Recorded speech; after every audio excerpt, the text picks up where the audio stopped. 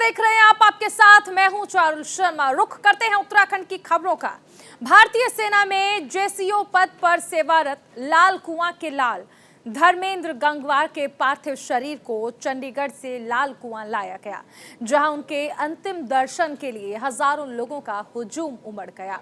JCO के पद पर तैनात धर्मेंद्र गंगवार की 27 अगस्त को हृदय गति रुकने से उनका निधन हुआ था, जिसके बाद खराब मौसम की वजह से उनके पार्थिव शरीर को उनके पैतृक गांव नहीं लाया जा सका था। बहरहाल उनके पैतृक गांव उनका पार्थिव शरीर पहुंच चुका है, जहां उन्हें अंतिम विदाई देने के लिए हजारों की संख्या में लोगों का हुजूम उमड़ा।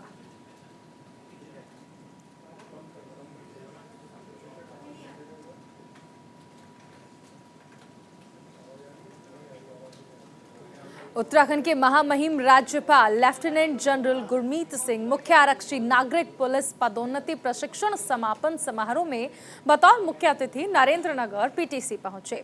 इस मौके पर मुख्य अतिथि के साथ पुलिस महानिदेशक अशोक कुमार भी मौजूद रहे। इस मौके पर मुख्य अतिथि महामहिम राज्यपाल ने लोगों को संबोधित किया। राज्यपाल ने कहा कि वर्तमान सामाजिक विकट परिस्थितियों में पुलिस के सामने कई चुनौतियां हैं, लेकिन विकट परिस्थितियों में अपने को निपुण साबित करने वाले व्यक्ति सफलता की ऊंचाइयों पर छूता चला जाता है।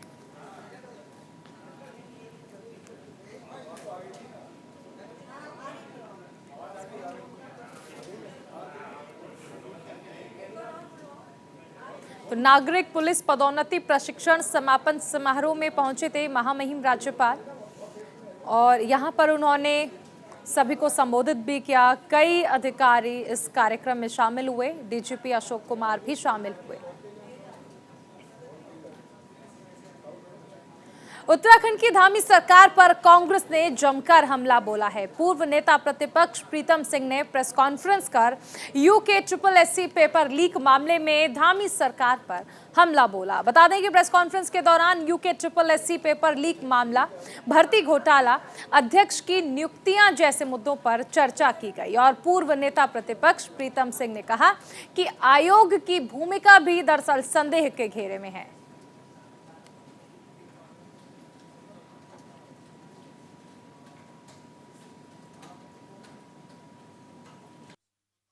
क्या इसमें कोई समझौता हुआ है?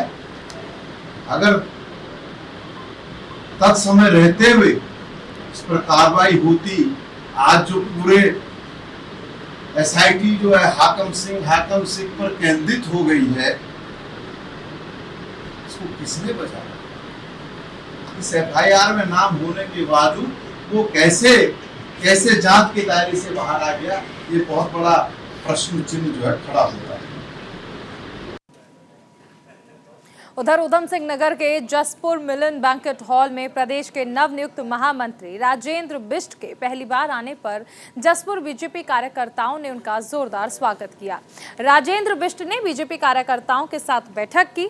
बिष्ट ने कहा कि प्रदेश में बीजेपी विकास की गंगा बहा रही है, इसे जन जन तक पहुंचाने को लेकर कार्यकर्ताओं से आह्वान किया। मिशन 2024 लोकसभा चुनाव की तैयारियों की शुरुआत बीजेपी ने कर दी है। वहीं राजेंद्र बिष्ट ने प्रदेश में नई जिम्मेदारी देने के लिए भारतीय जनता पार्टी के केंद्रीय नेतृत्व का आभार व्यक्त किया।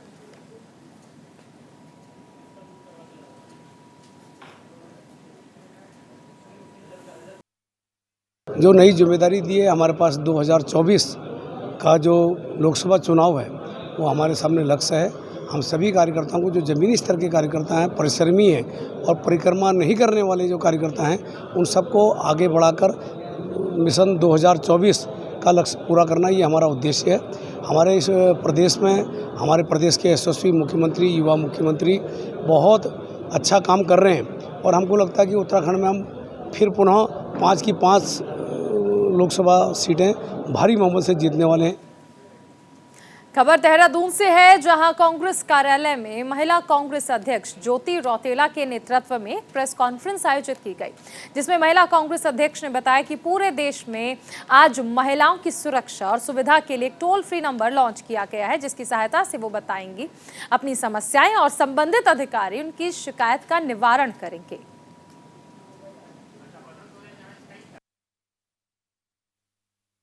ये जो हम लोगों ने हेल्पलाइन नंबर आज लॉन्च करा है, ये हमारी राष्ट्रीय अध्यक्ष श्रीमती नेता दूसरी ने राजीव जी के जन्मदिन पे महिला सशक्तिकरण दिवस मनाया था, उसमें हम लोगों ने ये हेल्पलाइन नंबर लॉन्च किया था।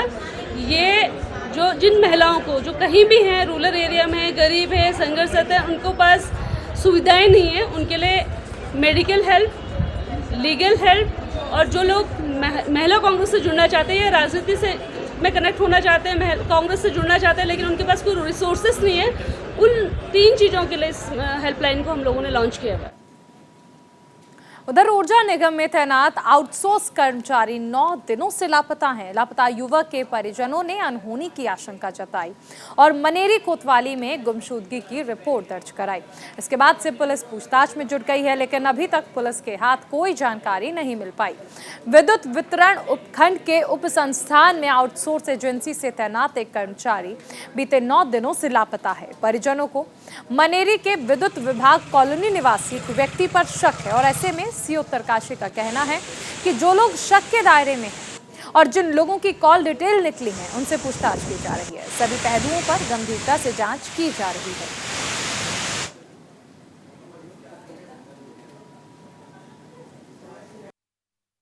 बाईस तारीख की शाम से जो है ये व्यक्ति जिनका नाम चिरंजीव खंसवाल जी हैं, तो ये लापता है मनेरी क्षेत्र से, और जो है लगातार जो हमारी टीम है इस पे कार्य कर रही है। इसमें एसओजी की मदद भी ली जा रही है, एसडीआरएफ की मदद से भी जो है सर्च ऑपरेशन चलाया जा रहा है, और साथ ही जो विवेचक हैं और उसके साथ ही अन्य उप निरीक्षक हैं, सभी इसी कार्य में जो है सर्च ऑपरेशन। खबर रुड़की से है, जहां के झबरेड़ा में पैसे के लेन देन को लेकर 2 पक्षों के बीच विवाद हो गया और कुछ ही देर में ये विवाद इतना बढ़ गया कि दोनों तरफ से पथराव के साथ लाठी डंडे चलने लगे। इसमें दोनों पक्ष के 3 लोग घायल हुए हैं, जिन्हें झबरेड़ा और रुड़की के सिविल अस्पताल में भर्ती कराया गया, जहां पर उनका उपचार किया जा रहा है। मौके पर भारी पुलिस बल को तैनात कर दिया गया है। फिलहाल इलाके में शांति बनी हुई है। इस बवाल में चले लाठी डंडे का वीडियो सोशल मीडिया पर लगातार वायरल हो रहा है।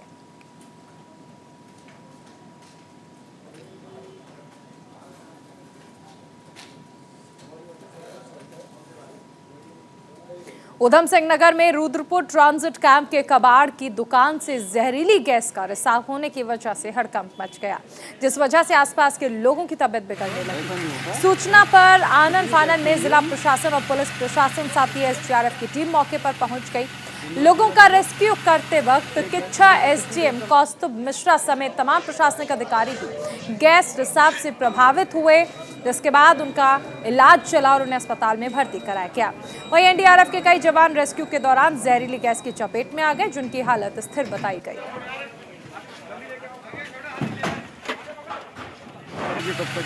रेजिडेंशियल एरिया जहाँ पे कोई व्यक्ति व्यवसाय कर रहा था और इस तरह का सिलेंडर ले आया है, तो नॉर्मली आबादी में नहीं लाया जाता है, तो ऐसे लोगों के खिलाफ कार्रवाई की जाएगी और जो रेजिडेंशियल एरिया है उसमें इस तरह की गतिविधियाँ प्रतिबंधित की जाएंगी और आज से इस तरह का अभियान चलेगा। और उसके साथ साथ क्योंकि ये छोटा एक इंसिडेंट है, तो इससे भी हम लर्निंग लेंगे, क्योंकि रीजन हमारे जितने रेस्क्यू टीम्स गई थी वो भी इसके कॉन्टेक्ट में आई हैं, और पर ये अच्छी बात है कि वो बिना अपनी परवाह किए बिना तत्काल मौके पर गई और उन्होंने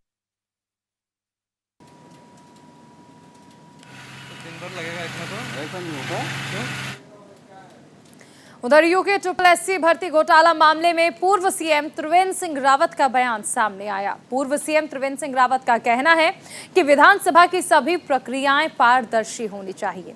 जिस तरह तथाकथित लोगों को नौकरी देने का मामला सामने आया है, ये गंभीर है और इस पर कोई ठोस कार्रवाई होनी चाहिए। पूर्व सीएम त्रिवेंद्र सिंह रावत ने पूर्व स्पीकर और वर्तमान कैबिनेट मंत्री प्रेमचंद अग्रवाल को लेकर कहा कि वो वर्तमान में वित्त मंत्री हैं और इस मामले में वही बेहतर बता सकते हैं कि क्या कुछ हुआ है। ये फाइल तो ये काफ़ी दिन से चल रही थी और मैंने उसमें अंत में एक नोट लिखा था कि जो भी भर्तियां करनी हैं उनको पूर्ण पारदर्शिता के साथ और आयोग से कराई जाए। ये अभी जब समाचार पत्रों के माध्यम से मुझे जानकारी मिली कि विधानसभा में भर्तियां हुई हैं और तथाकथित रूप से उसमें अपनों को नौकरियां दी गई हैं, न्याय होना चाहिए और राज्य हित ये सर्वोपरि होना चाहिए।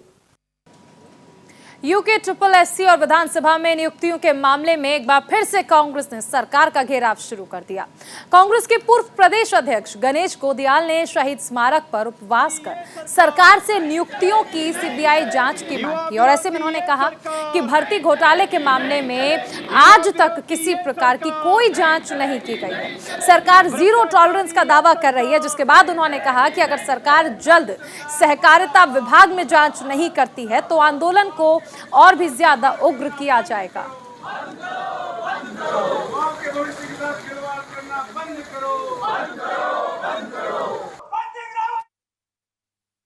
अगर पहले गलत हुआ है तो उस पर भी कार्रवाई हो, लेकिन ये बोलने से इनके पाप नहीं धुल जाते।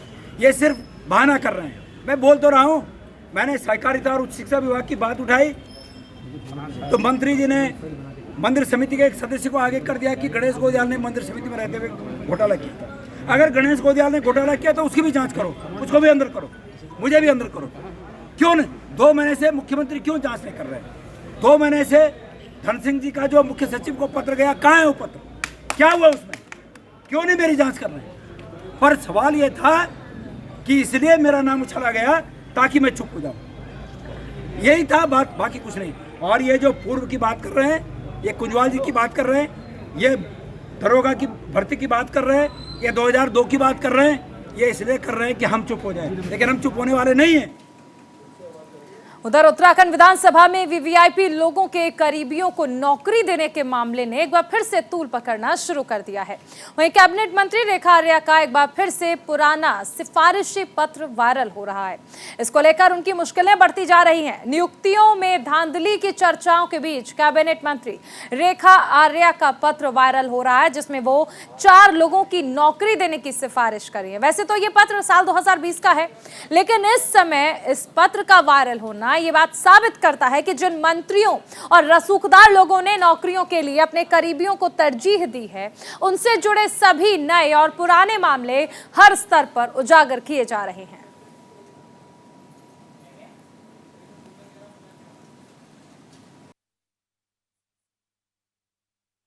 मुझे लगता है कि अभी तक में जितनी भी बातें हुई हैं, उसके लिए माननीय मुख्यमंत्री जी ने सभी चीज़ों का संज्ञान लेते हुए उस पर अपना वक्तव्य जारी किया है। मुझे लगता है कि हम सब लोग उनके इस विचार के साथ में सहमत हैं और उनके निर्णय के साथ में। उत्तराखंड विधानसभा में हुई भर्तियों के मामले को लेकर पूर्व विधानसभा अध्यक्ष गोविंद सिंह कुंजवाल ने कहा कि विधानसभा की सेवा नियमावली में विधानसभा अध्यक्ष को अधिकार है, जिसके तहत ही सभी भर्तियां की गई हैं। उन्होंने 2 टूक साफ शब्दों में कहा कि सरकार चाहे तो देश की सबसे बड़ी एजेंसी जिस पर सरकार को विश्वास हो, उनके कार्यकाल की नियुक्तियों की जांच करा सकती है और अगर उन पर किसी भी तरह का कोई आरोप साबित होता है तो वो सजा भुगतने को तैयार है। पूर्व विधानसभा अध्यक्ष गोविंद सिंह कुंजवाल ने कहा कि राज्य के पहले विधानसभा अध्यक्ष प्रकाश पंत से लेकर विधानसभा अध्यक्ष प्रेमचंद अग्रवाल के कार्यकाल तक नियुक्तियां हुई। यही नहीं, मुख्यमंत्रियों ने अपने परिवार के लोगों को भी विधानसभा में नियुक्ति देने की सिफारिश की। मेरे ऊपर एक आरोप ये लगा दिया गया, कल ये लगाया कि आपने अपने लड़के और अपनी बहू को लगाया है। मैंने 158 नियुक्तियां करी हैं। उसमें मैंने अपने जनपद, अपने क्षेत्र से लेकर के प्रदेश के, मतलब ऐसा क्षेत्र कोई नहीं होगा जहाँ की नियुक्तियाँ मैंने नहीं करी हों। और बहुत से नेताओं की सिफारिश पर भी मैंने नियुक्तियाँ करी हैं। वो मामला हाई कोर्ट में भी गया, वहाँ से वैध ठहरा दिया गया। उसके बाद सुप्रीम कोर्ट गया, वहाँ से वैध ठहरा दिया गया। अब जब सुप्रीम कोर्ट ने यस कर दिया, उससे उच्च न्यायालय कोई है नहीं, तो मैं समझता हूँ अब उन पर प्रश्न खड़ा करना, नियुक्तियाँ कैसी हुई, क्या हुई, अपने रिश्तेदार भर दिए, अपने लड़के भर दिए, ये कहना मैं समझता हूँ न्यायालय की अवमानना मानता हूँ मैं। उधर हरिद्वार के नवोदय नगर में 2 दिन पहले हुई मारपीट को लेकर इलाके के लोगों ने सिडकुल थाना इलाके का घेराव किया।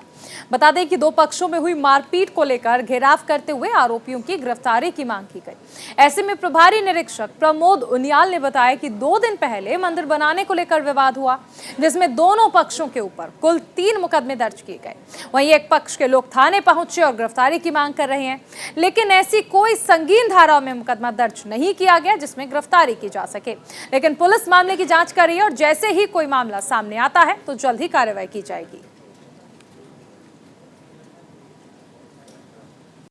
सर ये भी 2 दिन पहले नवोदय नगर में 2 पक्षों में एक मंदिर को बनाने को लेकर के विवाद हुआ था, जिसमें दोनों के बीच में झगड़ा हो गया। इस संबंध में थाने में तत्काल ही जो है दोनों पक्षों के मुकदमे लिखे गए थे, कुल 3 मुकदमे लिखे गए। आज ये एक पक्ष के लोग आकर के इसमें ये जो प्रगति हुई है वो जानना चाह रहे थे तथा गिरफ्तारी के लिए अभियुक्त की गिरफ्तारी की जाए, गिरफ्तारी की बात कर रहे हैं। क्योंकि प्रकरण 2 अलग अलग पक्षों का है और ऐसा कोई इसमें अभी तक कोई संगीन धारा नहीं है कि जिसमें अरेस्ट किया जाए, फिर भी इसमें कार्रवाई की जा रही है। जैसे इसमें विवेचना जाएगी उसके अनुसार कार्रवाई की जाएगी। हरिद्वार के लक्सर क्षेत्र में पशुओं में तेजी से फैल रही लंपी नाम की बीमारी से अब तक 22 पशुओं की मौत के बाद सैकड़ों की संख्या में पशुओं के लंपी नाम की बीमारी की चपेट में आकर लक्सर एसडीएम गोपाल राम बिनवाल ने लक्सर क्षेत्र के सभी पशु चिकित्सा अधिकारियों की एक बैठक बुलाई, जहां बैठक के दौरान पशु चिकित्सा अधिकारियों ने एसडीएम को अवगत कराया कि उनके पास स्टाफ और दवाओं की कमी होने के कारण बीमारी से ग्रसित पशुओं के इलाज करने में परेशानी आ रही है। जहां लंपी बीमारी को लेकर लक्सर एसडीएम ने पशु चिकित्सा अधिकारियों को सख्त निर्देश दिए गए।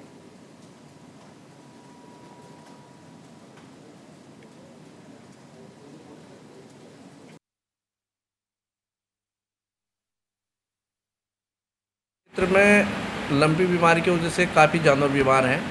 डॉक्टरों के द्वारा बताया गया है कि लगभग पूरे क्षेत्र में बीमारी फैली हुई है और 900 के लगभग जानवर इस बीमारी से पीड़ित हैं। इनके इलाज के लिए डॉक्टरों के द्वारा अवगत कराया गया कि पर्याप्त मेडिसिन नहीं है और स्टाफ भी पर्याप्त नहीं है। इस संबंध में एक पत्र जिला अधिकारी महोदय और जिला मुख्य पशु चिकित्सा अधिकारी को भी एक पत्र प्रेषित किया गया है कि इसमें जो समस्याएं आ रही हैं उसका निराकरण करने के लिए संबंधित को